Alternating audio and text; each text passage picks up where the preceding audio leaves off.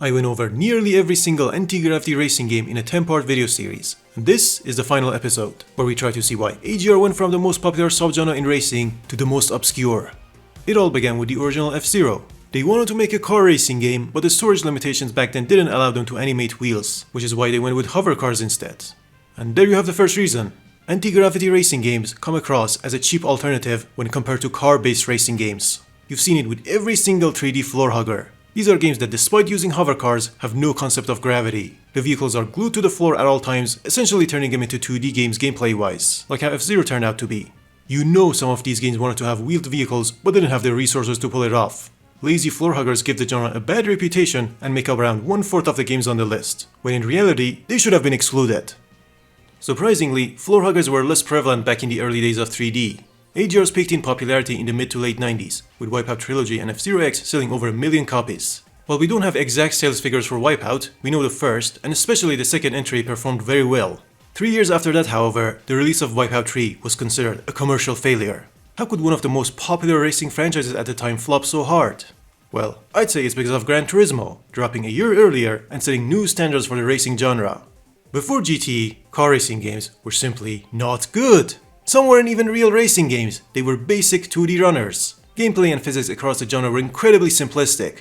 Ridge Racer was the other popular 3D racing game back then, and it barely made it as one. You see, Wipeout didn't have much competition to go against, so as soon as GT emerged, it became irrelevant. If estimates are to be believed, GT sold 10 times as much as the previous Wipeouts, and for good reason. It didn't just come with more content and features, it also offered vehicles that not only looked like cars, but more crucially, handled like them too.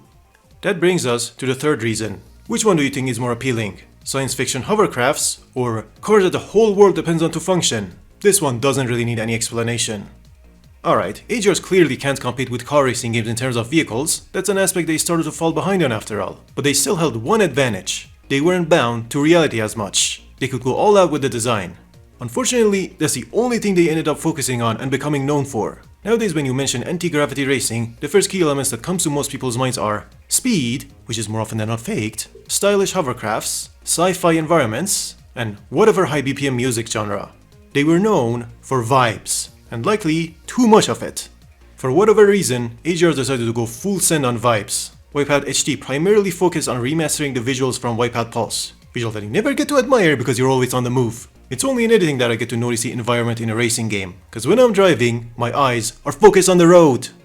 Wipeout 2048 became the only game in the franchise to sacrifice frame rate in favor of graphics. It was literally a technical showcase first and a game second.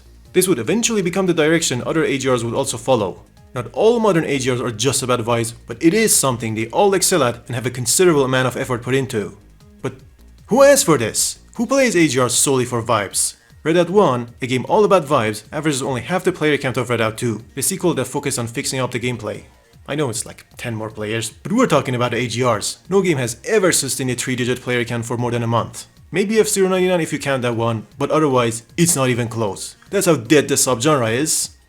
Of course, vibes aren't exclusive to AGRs. A demo like Night Runners has garnered incredible reviews solely off its atmosphere. The gameplay is bare bones. And this isn't a conversation. You're not telling me a highway racing game with no drag model is peak. It might as well be a 2D runner at this point. This is also a good place to talk about the nostalgia bias and move over from the Wipeout side of the story to F-Zero's. Look up gameplays for any game on YouTube, no matter how bad or obscure, and it's almost guaranteed you'll find comments from people reminiscing about how much they liked it as a kid. Big Rigs is the best racing game ever made, if it's the only one you ever played. Among AGRs, this bias is most apparent with F-Zero GX. The platform F-Zero games are on have a terrible racing game lineup. People who played it don't know what a good racing game is, because they never played any, it was never an option. That's how a moderately enjoyable game can be viewed as a masterpiece by many.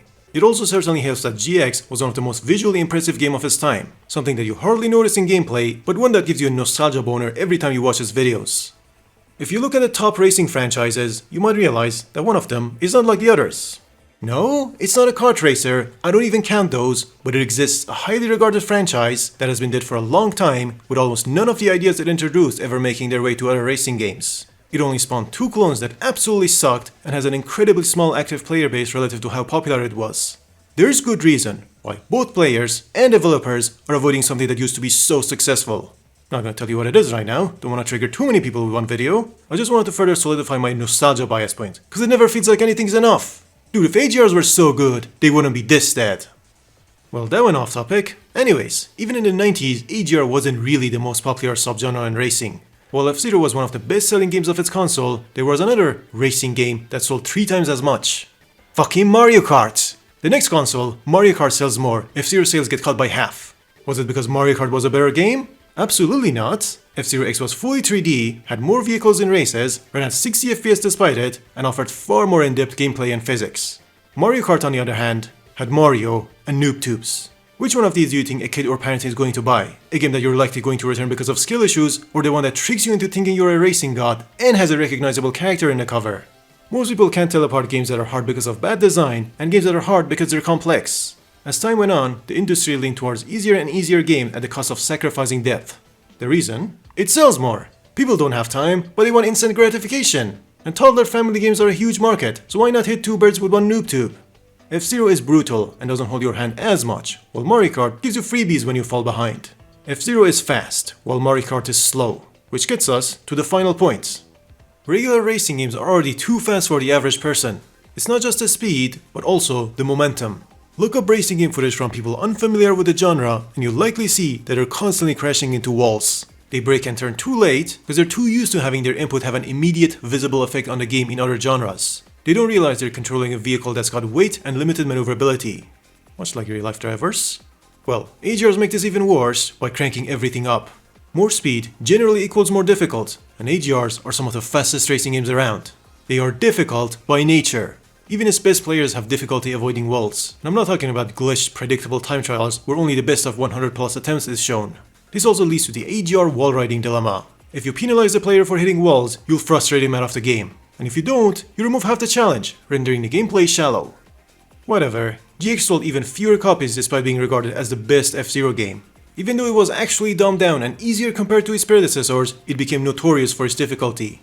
Redout 2's launch was also met with a similar reception. There were genuine issues, but most were related to the skill department.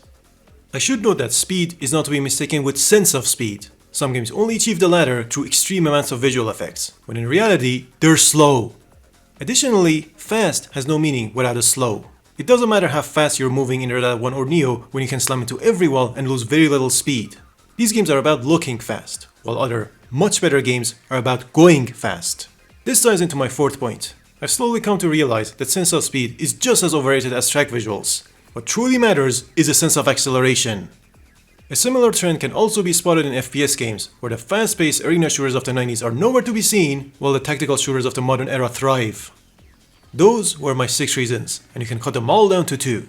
AGRs don't appeal to anyone and are inferior to the alternatives. That's why people are never going to like them. That's why the subgenre will never make a comeback. And I'm not gonna ask it to. I only see myself going back to 2 games in the whole genre, and they're simply not appealing for even the majority of racing game fans. After the 5th generation of consoles in the 90s, AGR seemingly no longer had a place in gaming and quickly fell out of favor. The mid-2000s were the golden age of racing games, and AGRs weren't among them. F-Zero is dead, and isn't planning to make a comeback. When asked why, one of the big shots in charge of it said, "Oh, I don't really have a good idea for what's new that we could bring to F-Zero that would really turn it into a great game again." That's a funny thing to say for a company that has made 9 Mario Karts, with the latest being Horse of Horizon Toddler Edition, and the one before it is literally a re-release. Innovation my ass. They're not out of touch, they just don't want to insult the modern audience, cause the honest answer would look something like this. Things weren't any better on the Wipeout front. The studio behind it was closed down after re-releasing a re-release for Wipeout Pulse, and after that, we only saw a re-release of the same re-release of Pulse re-release. The company in charge of the IP has been bringing their other franchises to PC, but Wipeout is so dead and out of the radar, they don't think it's even worth another lazy re-release. It would do worse than Concord. The 6th and 7th generation went by without any notable releases. It wasn't until the mid-2010 that indie devs took it upon themselves to modernize the genre. Ballistic NG is a perfect Wipeout for many, while the likes of Redout 2 and Arc Racer have their own twist on the genre, and various early access titles hope to fill the gap F-Zero left one day. But none of it matters anyway, cause in the end, no one cares. I understand this series was not the history lesson or multi-game review that it might have initially looked like. It went off the course way too often. It was mainly a summary of my experience, what I learned and found interesting along the way. Even I don't know why I suddenly decided to play every game in a dead subgenre, but I'm happy with what came out of it and wouldn't change it too much from what it already is. An updated version of the whole series will be released sometime next year, featuring the 2025 AGR releases, popular not-so-AGR games, some addendums, and previously cut script extensions in the form of on-screen text.